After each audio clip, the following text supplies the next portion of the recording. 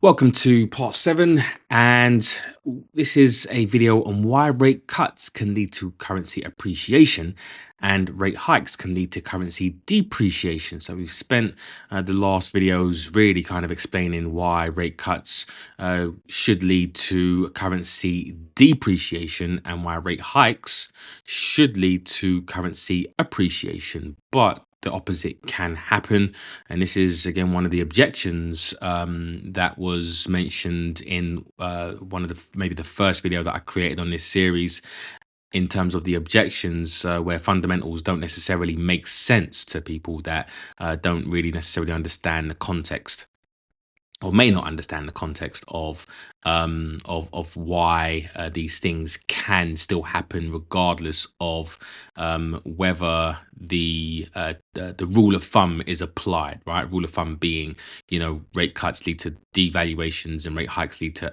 appreciations, right? So why does the opposite tend to happen or can happen, right? And you can see it in the market now. So the question is, when a central bank is hiking rates, sometimes their currency depreciates, and when a central bank hikes rates, their currency will appreciate. What are some of the reasons for this? So while interest rates changes usually influence currency values in predictable ways, markets are forward-looking and nuanced, so their actual reaction can differ. Here are key reasons why a currency might depreciate on a rate hike or appreciate on a rate cut. So a currency depreciates on a rate hike. Yeah. So that's opposite to what we would normally expect. We would expect currency to appreciate on a rate hike. And one of the reasons is that a rate hike was already priced in. So if markets already expect the hike, it's baked into the price of the currency. But what matters is the forward guidance, and this is really important. So if the central bank hints that it may pause or cut soon, the currency may weaken.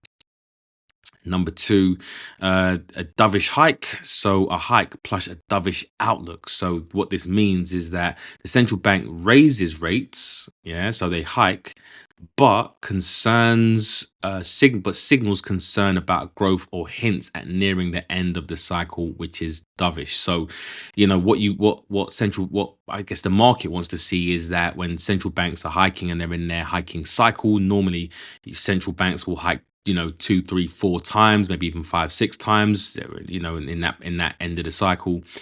Towards the end, or if a central bank just kind of hikes once and then they're going to maybe hold rates, if they're dovish, then the market can just take that as it being the hikes and the appreciation not continuing, and therefore the market can, or the price may end up devaluing.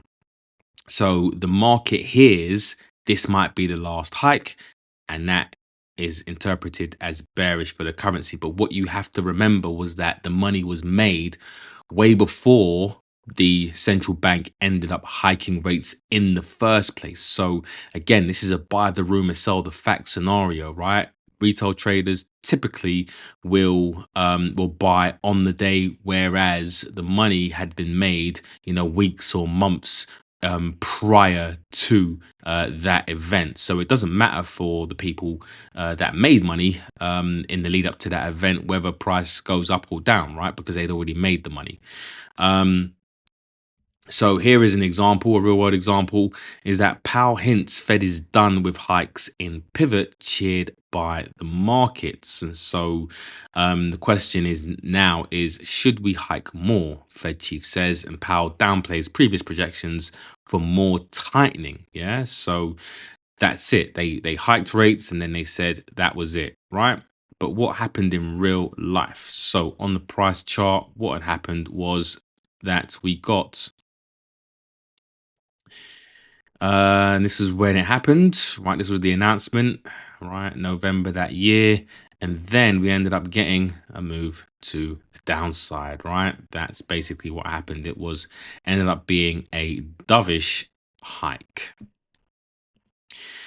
So when a currency depreciates on a rate hike, again, continuing the theme, so growth concerns or policy mistake, so markets may fear the central bank is over tightening into a slowdown, which leads to a weakening of confidence, which will lead to the currency falling, and also risk off environment global flows. And so in global stress scenarios, even a hiking central bank may see its currency fall if capital flows to safe havens, right? Or capital flows, yes, to safe havens. So, for example, the Australian dollar may, or the Reserve Bank of Australia may hike rates, but if we're in a risk off environment, money, safe haven plays or money will flow into risk off currencies like the dollar, like the yen, or the Swiss francs. Therefore, risk off is the more dominant theme and the more dominant narrative. The market cares more about risk off than it does the rate hike. So, when does a currency appreciate on a rate cut? So, again, typically when central banks cut rates, the currency should depreciate, but sometimes it can appreciate on a rate cut. And what environments does that normally happen in? And dovish cut is priced in, but central banks are less dovish. So if markets expect a bigger cut or or a more dovish tone, but the cut was mild with hawkish signals, the currency can strengthen. So if the market expects, let's say, for example, a 50 basis point cut, but the central bank delivers a 25 basis point cut, then of course that could be seen as um, the market has kind of priced in too much cuts. Therefore, it has to price out that extra 25 basis point cut, which can lead to an appreciation of the currency. Right. So two is the market relief or confidence boost. So if the cut is seen as stabilizing the economy, for example, an early or proactive move, it can restore investor confidence and attract capital. So here's an example of the Reserve Bank of New Zealand's hawkish cut, right? Spurs the Kiwi on bets easing cycle is near. So pretty much after the cut, the RBNZ said basically we may be done with cutting. And so what we saw is a reaction, and the market reacted. This is where they ended up cutting rates, but the forward guidance was what was important, whereas traders would have been likely short in that environment and tried to get short. It was the fact that the central bank were looking to end their cutting cycle. Sorry, 1 second. What's happened here? Right. And then you've seen, of course, this happen. So that ended up being what's known as a hawkish cut.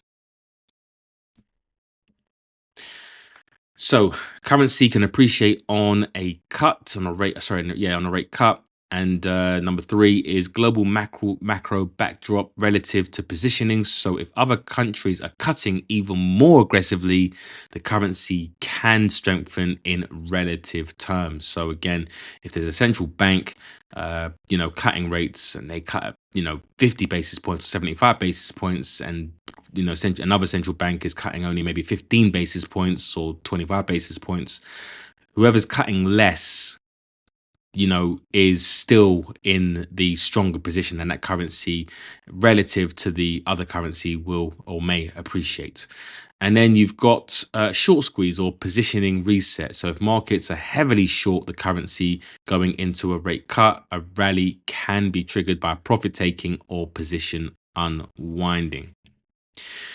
It's all about the expectations and relative positioning. So currency markets are forward looking. So it's not just about the rate move itself. It's about how the move compares to what the markets were expecting, what other central banks are doing, and the broader macro risks and sentiment. And examples would be if the ECB hikes 25 basis points, but signals a pause afterwards, the euro will weaken. We had an example of that in terms of but the Fed, that would be known as a dovish hike. The Federal Reserve cuts by 25 basis points, but hints at no further cuts. That would lead to the dollar, or could lead to the dollar strengthening a bit.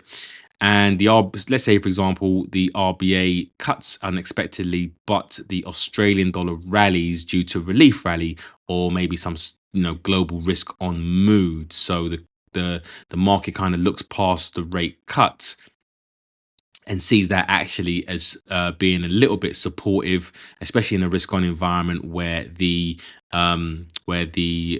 Australian currency will typically do well, and the cut is seen as actually boosting or potentially helping to boost the economy. So, as a summary, rate decisions are just one part of the currency puzzle. It's a main or a major part, right? But there are times where we have to be aware of when rates aren't the be all and end all. So it's the messaging, the context, and the global environment that ultimately drive FX moves. So if you have everything in alignment, let's say the central bank pre-commits to various cuts, and they typically can do in certain cycles, then brilliant, the central bank is on the cutting cycle or a hiking cycle. In that sense, you can kind of just look towards buying or selling based on the rule of thumb that the rate hikes will lead to an appreciation, or a rate cut will lead to, or rate cuts lead to depreciation. But as you get to the end of the cycles, or if there's some sort of surprise, or if you're in a risk environment that is quite strong, where the market is kind of looking past or more focused on I guess more safe haven plays rather than trying to get a yield return, then of course, all bets are kind of out of the window. And again, that's more nuanced, and you can kind of pick that up by reading the Bloombergs and the Reuters and the Financial Times, articles, and doing your fundamental analysis, and basically just keeping your finger on the pulse. On what the market is thinking. So that's the summary, and the next video in the series will be the correlation between GDP, gross domestic product, which is also known as can be known as the business cycle, and currency price.